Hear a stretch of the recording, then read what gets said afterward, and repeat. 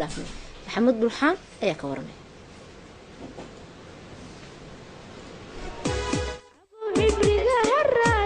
madaxweynaha jamhuuriyadda mudane Ismaaciil Cumar Geelo ay weelisay marwada koowaad dalka Marwo Khadra Maxamuud Xadi ee saaka gudoomiyay maalinta qaran ee Afrika ee dhalinyarada.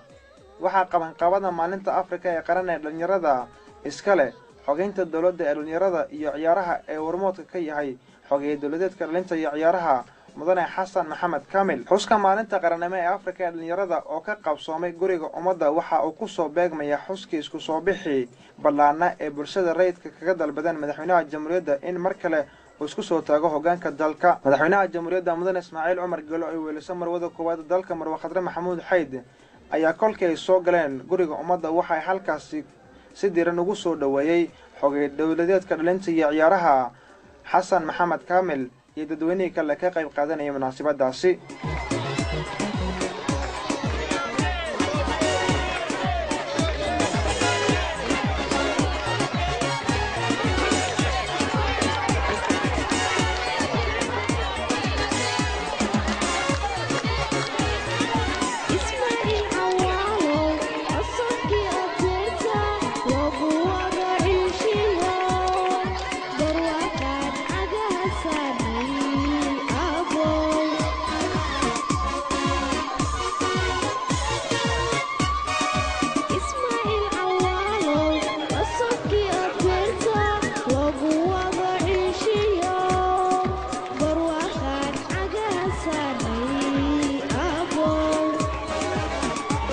madaxweynaha jamhuuriyadda mudane Ismaaciil Cumar Geelo iyo marwada koowaad dalka Marwo Khadra Maxamuud Xadi ka hor intii aysan soo galin howlka xafladda xuska maalinta dhalinyarada waxa ay soo kormeereen qaar ka mid ah xiriiraha ciyaara oo halkaasi ku soo bandhigeen ciyaaro noocyo kala duwan iyo qaabka ay u ciyaaraan intaba. munaasabadda xuska maalinta qaran ee Afrika waxaa lagu soo bandhigay heeso iyo hibo dhaqan oo intuba ka turjumaya dadaalka madaxweynaha jamhuuriyadda ee taageerada dhalinyarada dhinac walba leh. waxaa kaloo lagu soo bandhigay qaar ka mid ah dhaqamada wadamada aan walaalaha nahay oo lagu muujinayo rabitaanka iyo isdhexgalka wadajirka iyo dhalinta Afrika.